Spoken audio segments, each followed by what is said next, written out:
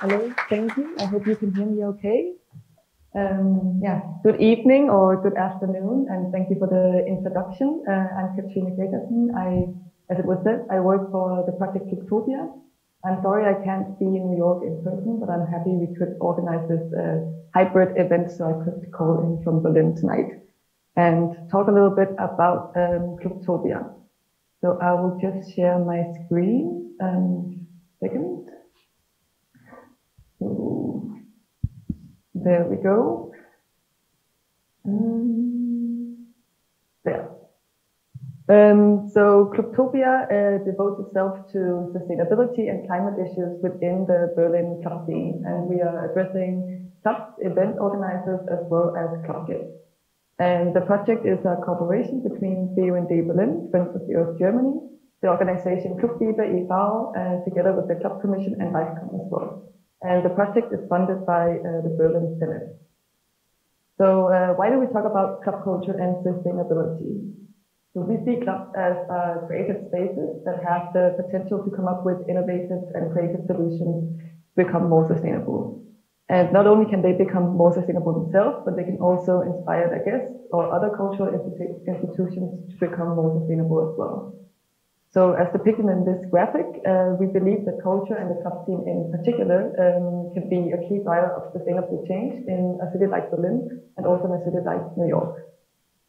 And we want to show that club culture and ecological sustainability can be brought together on a practical level and bring advantages for the climate, the club, and the club goals as well. So how do we do it? How do we realize Clubtopia? So we work directly with club owners and event organizers with a direct and bottom-up approach, and there is a strong focus on low-threshold approaches that can be implemented and tested short notice without large investments. We have different ways in which we are working with the clubs, one of them being our energy consultation, which is a free individual energy consultation for clubs, where we go to the club and look at everything from refrigerators to light to heating, and see where the club can save CO2 energy and hopefully also cost. Then we have our online green club guide, which is a more general guide for the club scene as well, to become more climate friendly, where we also go through the different spaces in the club, from the dance floor to the bar to the toilets, and look at how the club generally can become more climate friendly. Then we also have our Green Club training, which is an online and also free of charge training for people who mainly work in clubs or with events.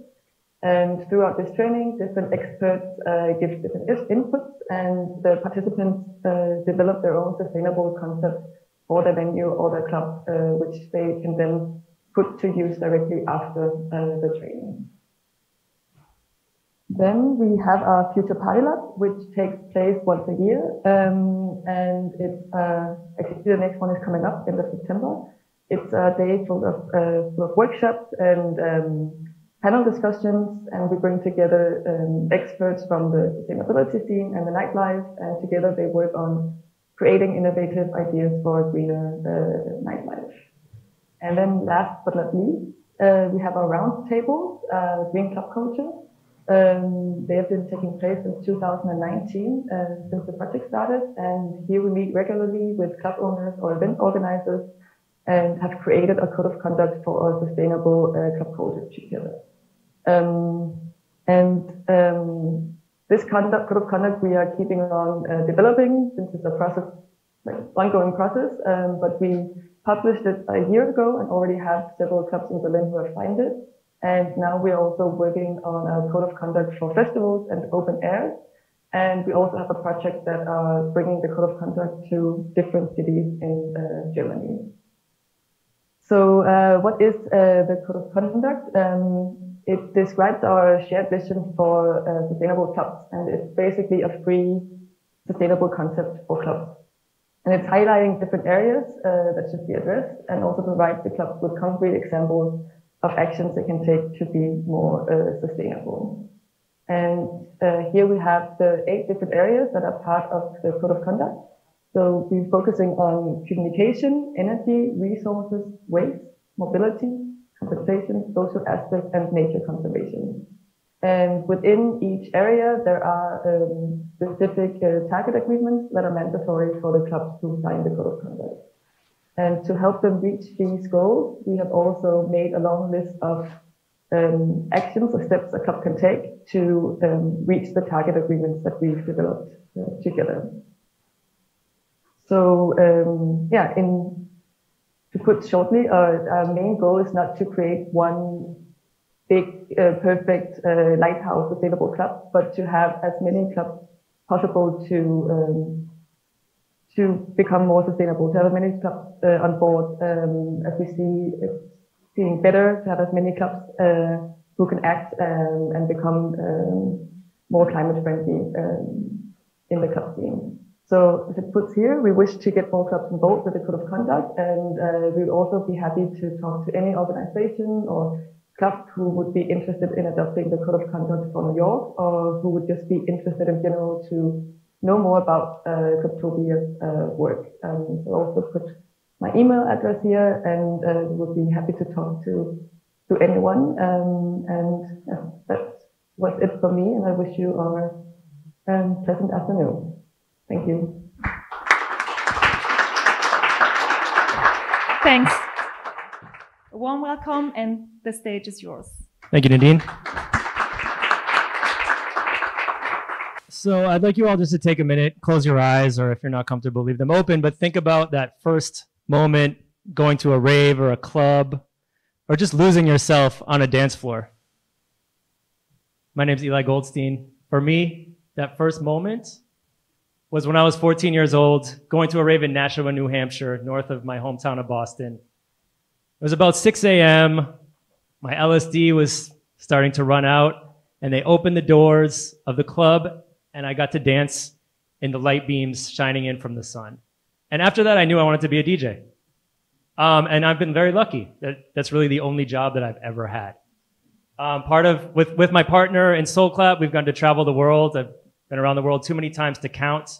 But at some point, I realized that just sharing music wasn't enough. Oh wait, I forgot my next slide, which is a picture of me as a candy raver in 1997. So I realized that just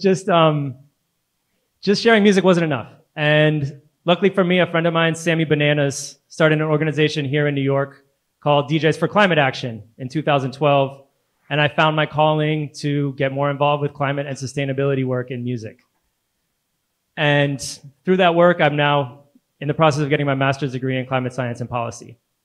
So, like I said, DJs for Climate Action was founded in 2012, initially as an initiative to facilitate DJs offsetting our emissions from flying. But we quickly realized that that just wasn't enough, and we needed to figure out ways to make an impact and change how the industry worked. So we use music and creativity and culture to inspire climate action and action in our communities and with artists. And recently we've spent some time looking at the 4 pillars that we've honed in on that are really important for our organization and artists in general, trying to be more sustainable. So the first pillar is connection. That's to our planet, to ourselves, and to our community. The second pillar is commitment. Commitment to humility, to service, and to fighting for justice. The third is courage. It can be really hard to keep up the fight for climate. We have to be honest, and we also have to, be strong in the face of systemic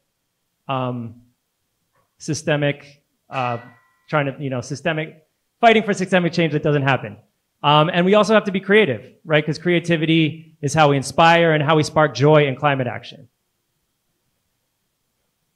So with that in mind, I think the first, most important thing that artists can do around sustainability is to use our art and use our creativity and our ideas to inspire change. And with DJs for Climate Action, we have initiatives. One is Earth Night, which we do every year on the weekend closest to Earth Day, which is an opportunity to engage and inspire and raise money with the nightlife community for climate action.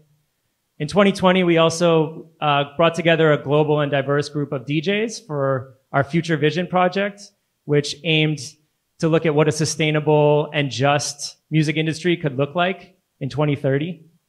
And we also did the climate soundtrack and climate sample pack, which was a collaboration with Greenpeace, where we got to go into their field recordings of nature and curate a sample pack and then ask producers in a contest what they wanted our future to sound like. There were over 300 submissions. We chose the best ones and did a Kickstarter that we pressed on a new process of pressing vinyl that's 60% less energy intensive and uses no PVC plastic with an organization called Green Vinyl in the Netherlands. So beyond just using our platform, using our art, using our creativity to inspire as artists, there are some other concrete things that we can do. And sustainability for artists isn't just about the planet, right? By focusing more on our physical and mental health and our communities, we can also have sustainable music careers that go beyond just traveling all the time. So we all know that like the biggest impact for musicians and DJs is our flying when we go on tour, right? So how do we address that? Well, there's two ways that we talk about. One is by focusing more on playing local shows, changing the culture so we value our local DJs more, starting a collective, starting a residency, really focusing on the local scene. And that then, gives you opportunity to go back to the sustainability for mental health, that you can continue to build relationships with friends that often as a touring DJ or artist, you lose some of that. Beyond that, when we do have to fly, because of course we're still gonna have to fly, we need to look at taking trains as much as possible. How can we do that? And how can we be smarter about how we route our tours? Can we go to the West Coast for an extended period of time and stay in a region and take trains and drive when we're in those regions? After that, we need to look at being honest. I brought that up before with the courage because it's really hard in this time of social media and cancel culture. I think a lot of DJs and artists and people in the public face this challenge that they want to talk about this and they want to be an example, but they're not doing everything. And they often get shot down for that. But being honest and bringing our communities into the process, into our learning process and bringing them along for the journey is a way that we can get them involved and inspire them. There's Green Riders, which has been going on for a long time and continue to be an effective way to move away from single-use plastics and reduce waste and also move towards plant-based diets when we're on tour. There's system change, which is one I don't think we talk about enough, which is coming together as artists, using our platforms to inspire people to vote or get involved in policy and legislation in our industry or our local communities or national or international climate policy and governments. And finally, when we do have to travel, and of course we're all gonna have our emissions because that's just how the system is built, we need to offset. But we need to be smart about our offsetting, and we need to buy offsets that actually remove carbon from the atmosphere and permanently keep it in the ground or in the oceans. Thank you all for tuning in today, and I hope we can use this as beginning or to continue our work coming together to work for a more sustainable music industry. Thank you very much for the kind introduction. Hi, I'm Tim. Hello from Berlin. And I'd like to quickly share some of our findings from our latest project, which is called Labor Tempelhof. We did together with KKT, Loft, and Side by Side, and two major artists, which are the German bands of Die Ärzte and Die Toten Hosen. And I will just quickly give you an idea what the principles of cradle to cradle are, because our linear economy really works from cradle to grave. So this is something which most of the people nowadays understand. 10 years ago when we started, this was still something brand new. So we now realize we create a lot of waste, but we think still we are not too many people on the planet. This isn't necessarily the problem, but too many people on the planet not using their brain actually is one. So that's something we'd like to change in mind when it comes to leaving footprints, not just reducing them, but leaving big and positive ones. So this is something we force and emphasize on when we deal with a concept of cradle to cradle, which definitely brings materials back to cycles and really combines actually climate and resource problems into one solution where we keep materials in cycles, which actually carbon also is. So not emitting carbon dioxide on the one hand is actually keeping something like a material like carbon in a continuous technical cycles. So this is what we apply from the ideas, cradle to cradle, brought to all of us by Michael Braungart and William McDonough, a German chemist and a US architect, and we as Cradle to Cradle NGO, specifically by education and networking, apply those principles to all sort of various sectors like energy or mobility, like water or nutrients and food. So it's not only about industrialized production processes. This deals with the future of agriculture, and it deals with textiles, deals with the built environment. So we actually can just redesign and redevelop everything around us, from the very small bits and pieces of our daily lives to our daily routines, up to large construction sites. In the future, there won't be anything compared to what we know today as waste, when it comes to all those sectors like plastics, throughout up to digitalization. So the basic idea with Labor Tempelhof actually was, where can we find all those topics in small? And we've found that within that project, together with our partners, on 4 concerts, with open air concerts actually in the middle of Berlin, with 60,000 people each. So in total, actually 250,000 of people with those 2 acts together. So this is actually comparable mid-sized German town of like Greifswald with 60,000 people, or Ibiza in Spain, or Sharm el-Sheikh, where the next COP will take place. And the goal really was to show what available solutions following cradle-to-cradle principles that lead to circular economy can actually create ecological, economical, and social benefits, and how can we derive from that to change large-scale events and to benefit from a possible positive impact. So the idea of Labor Tempelhof really was to change as many cases as possible. You see it in the inner circle here with 4 concerts, and many cases we've developed with many partners, and we've built project blocks around it with a report, for example, is going to be translated in English and available for download very shortly. It's already been published in German. Information concepts, event series. We are going to continue on that because those 4 concepts have already been taking place in the end of August actually. And on the ground, we were implementing many of those ideas of closed loop scenarios on all various topics, like from social aspects to production, to nutrient logistics, catering, food logistics, sanitation, textiles and stuff. So for example, we have been developed with our partners together 17,000 textiles, cradle to cradle certified as merchandise, recyclable maltone, which are then 100% recyclable, compostable by the means of printing colors and all sorts of fibers and stuff. In terms of sanitation, we have separating toilets, bringing phosphorus and actually the hard fraction to develop humus from it, and keeping the phosphorus in cycles.